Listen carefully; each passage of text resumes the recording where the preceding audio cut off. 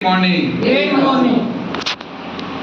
क्या लोग अभी इतना मस्त बताएं सर ने अपना एक्सपीरियंस। कई लोग एकदम दूसरी दुनिया में चले गए थे, है ना। और कई लोग मायूस बैठे क्योंकि इनकम सर कम आ रहे, बोले हम क्यों खुश होंगे, है ना।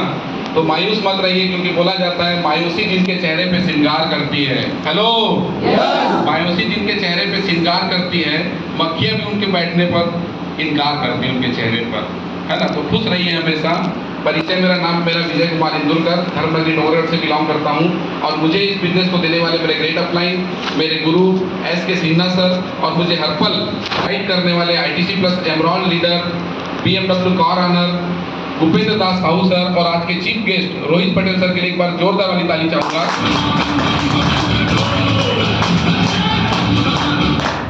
दोस्तों, मैं भी जीवन में कुछ न कुछ कर रहा था। कुछ न कुछ का मतलब यह है कि मैं बहुत बड़ा होशियार था, शुरू से ही होशियार था, क्योंकि माँ बाप ने ही नाम रख दिए थे विजय करके। तो मैं अपने आप को जब से मैंने इस विजय शब्द का नाम समझा था, तो मैं अपने आप को होशियार और सफल समझता था, और इसीलिए मैंने कंप्यूटर इंजीनियरिंग किया है। यहाँ कई लोग होंगे जो पढ़े लिखे होंगे, और कई लोगों का सपना होगा कि हम भी इंजीनियरिंग करें, अपने बच्चों को भी इंजीनियरिंग कराएं, डॉक्टरी करवाएं। वैसे मैंने पढ़ाई की, और उसके बाद में मुझे ऐसा लगता था इंजीनियरिंग तो कर लिया हूँ पर नौकरी नहीं करूंगा। मतलब मुझे उस चीज का एहसास हो गया था कि नौकरी के बाद जो ई की मात्रा लगती है, अगर ई की मात्रा को हटा दिया जाए तो नौकर वाला जीवन मैं नहीं जीना चाहता था। इसलिए मैंने डिसीजन लिया, और मैंने उस समय डिसीजन लिया जब कंप्यूटर और मोबाइल नया आया था। और जब नया आया था तो मैंने डिसीजन लिया कि चलो इसका ये व्यापार करके देखते हैं, इसी का एक काम चालू करके देखते हैं। तो मैंने सबसे पहले डोंगरगढ़ नाम जानते हैं ना आप लोग? ज्यादा बड़ा नहीं है, छोटा सा शहर है। उस शहर में जब लोग कंप्यूटर और मोबाइल का नाम सुने थे, तो उस समय मैंने वहां दुकान डाल दिया था, और बढ़िया तरीके से जीवन चल रहा था। बढ़िया नाम, शोहरत, पैसा सब चीज मुझे मिला, पर दिमाग में एक ही चीज लगा रहता था, जिसके लिए मैं आया हूँ, है ना, जिसके लिए मेरा जीवन है, जिसके लिए मेरे को विजय नाम दिया गया है, वो चीज मुझे एहसास ही नहीं हो रहा था, वो चीज मुझे मिल ही नहीं रहा था। क्यों? क्योंकि मैं 30-40 हजार में मैं जीवन जीना नहीं चाहता था। तो मेरे घर वाले ने मुझे समझाया कि नहीं, आप नौकरी भी ट्राई करो। मैंने नौकरी भी ट्राई किया, और धोखे से मुझे शिक्षा कर्मी की नौकरी मिल गई। कई लोग यहाँ भी तैयारी भी कर रहे होंगे, कई लोग हमारे अड़ोस पड़ोस गांव शहर में तैयारी करते कि नहीं, मुझे B.Ed करके नौकरी करना है। काय की नौकरी करना है? टीचर की नौकरी करना है करके। कई लोग पढ़ाई करोगे कि मुझे छात्रावास अधीक्षक की नौकरी करना है करके। मैंने धोखे से उसका भी फॉर्म भरा था, उसका भी हो गया।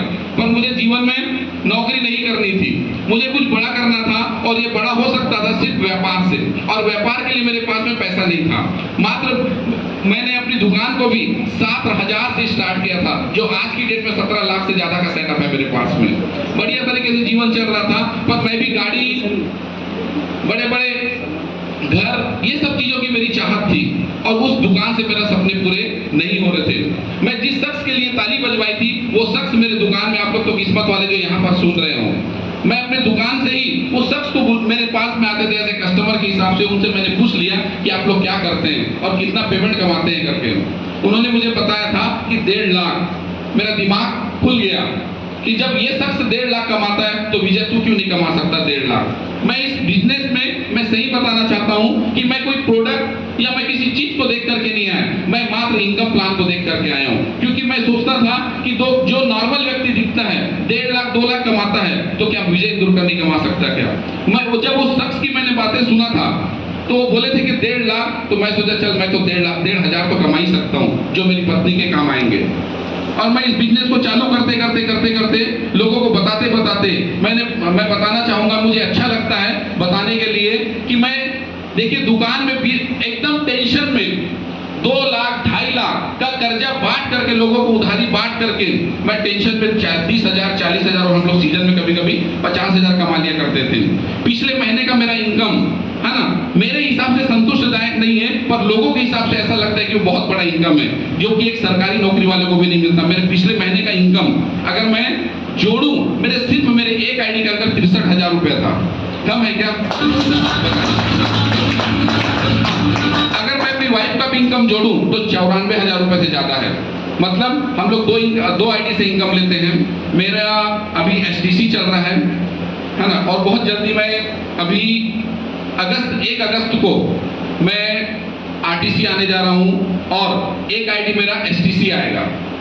हम लोग बढ़िया तरीके से काम कर रहे हैं। कभी मैं सोचा नहीं था कि इस इंडस्ट्री से मुझे ये सब ऊपर वाले की देन है, और जिसको ये बिजनेस दिख गया, मेरे हिसाब से उस चीज को, बिजनेस को भगवान की मर्जी के हिसाब से कर लेना चाहिए कि ये भगवान की मर्जी है करके मैं उसी हिसाब से कर रहा हूँ। और ज्यादा बातें नहीं करूंगा क्योंकि मैं छत्तीसगढ़ से हूँ, है ना, छत्तीसगढ़ से हूँ। और मेरा मतलब पुश्तैनी बुजुर्ग लोग, मेरा यहाँ मतलब सालेकसा से लगा हुआ एक घोंसी छोटा सा गांव है, मेरे बुजुर्ग वहीं रहते थे।